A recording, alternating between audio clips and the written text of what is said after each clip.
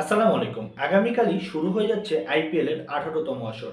আর এই ১৮তম আসরের প্রথম ম্যাচটি হবে কলকাতা নাইট রাইডার্স এবং রয়্যাল চ্যালেঞ্জার ব্যাঙ্গালোর বিপক্ষে। প্রথম গেমটাই যেন হাই ভোল্টেজ একটি ম্যাচ হবে। আর এই ম্যাচ নিয়ে আজকে আমরা একটা প্রেডিকশন করব। তো এই প্রেডিকশন ভিডিওতে আপনাদের সকলকে স্বাগত। ভিডিও শুরু করার আগে যারা এই চ্যানেলটাকে সাবস্ক্রাইব করেনি অবশ্যই সাবস্ক্রাইব করে দিন।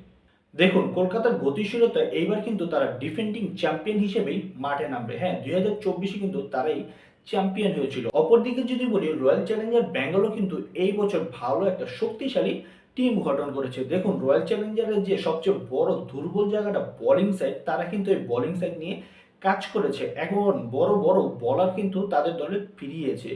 তো শক্তিমত্তার দিক থেকে কিন্তু দুই দলের কম না। কলকাতা ও ব্যাঙ্গালোর ভিতরে এখন পর্যন্ত আইপিএলে ৩৪টি গেম হয়েছে, যার ভিতরে কলকাতা জিতেছে ২০টি এবং রয়্যাল চ্যালেঞ্জার ব্যাঙ্গালোর জিতেছে ১৪টি। তার থেকে যদি একটা বড় আপডেট দেই সেটা হচ্ছে গত ৪ বার দেখায় কিন্তু এই কলকাতাই জিতেছিল।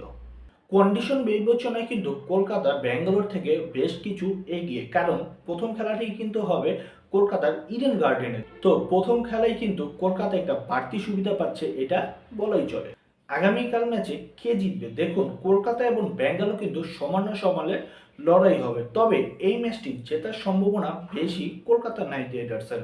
হ্যাঁ, এই ম্যাচটি কলকাতা নাইট রাইডার্সই জিতবে বলেই মনে হচ্ছে।